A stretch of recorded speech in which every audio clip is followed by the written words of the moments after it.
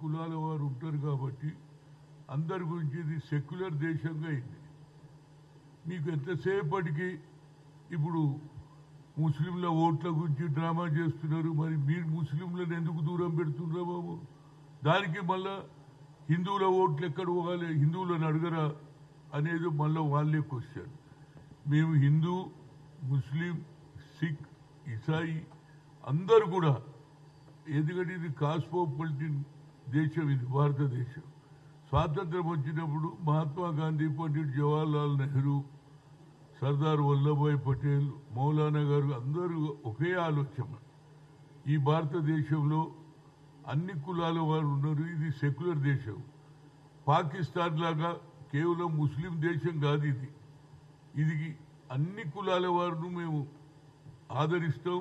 అన్ని కులాల వారు, అన్ని మతాల వారు కూడా స్వాతంత్ర్యం గురించి మహాత్మా గాంధీ తలపెట్టినటువంటి కార్యక్రమాన్ని అందరూ జయప్రదం చేశారు. అందుగురించే అహింస ద్వారా ఎలాంటి హింస జరగకుండా ఈ దేశానికి, భారతదేశంలో బ్రిటిష్ వారిని బయటికి పంపించవలసి వచ్చింది.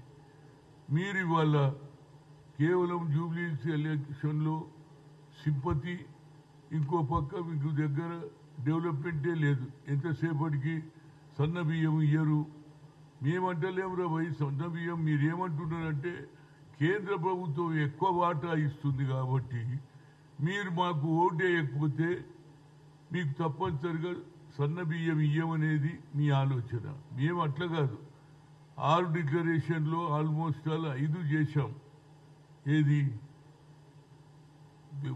మహిళలకు బస్సు రిజర్వేషనే కానీ 200 యూనిట్ లోపల కరెంటు కాల్చినటువంటి వాళ్ళకు ఫ్రీ కరెంట్ ఇచ్చాము. అదేవిధంగా ఏది ఫీజు రియంబర్స్మెంట్ ఒక్కటే కొంత పెండింగ్ ఉన్నది, అది కూడా అంచెల ద్వారా ఇప్పటికి ఇచ్చినాం.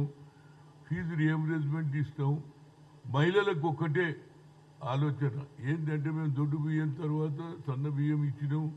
రైతుల రుణమాఫీ ఎంతసేపటికి రుణమాఫీగా జరగలేదు.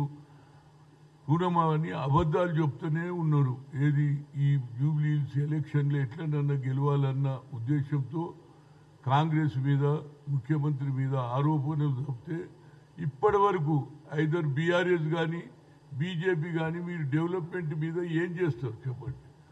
జూబ్లీహిల్స్ ఎన్నికల్లో మీ డెవలప్మెంట్ యాక్టివిటీ లేదు. ఓన్లీ ఆరోపణలు, లేకుంటే క్యాండిడేట్ గుండా అనడం, లేకుంటే కమిషన్లు అనడం, ఇవన్నీ ఒక ఆచారం అయిపోయింది. ప్రజలు ఏమంటున్నారు, అయ్యా మా ఏరియాలో డెవలప్మెంట్ గతంలో పి జనార్దన్ రెడ్డి ఏ విధంగా చేసిండో అలాంటి కార్యకర్త ఉన్నటువంటి నవీన్ యాదవ్ మంచి వ్యక్తి అనేది. ఇప్పుడు కిషన్ రెడ్డి అంటున్నారు ఇంకా ప్రజలు నిర్ణయం తీసుకోలేదంటున్నారు. అదే నేను అన్ని ఆల్మోస్ట్ ఆల్ 3 రోజులు 4 రోజులు నేను పాదయాత్ర చేశా, తిరిగా, ఇంటింటికి పోయాము.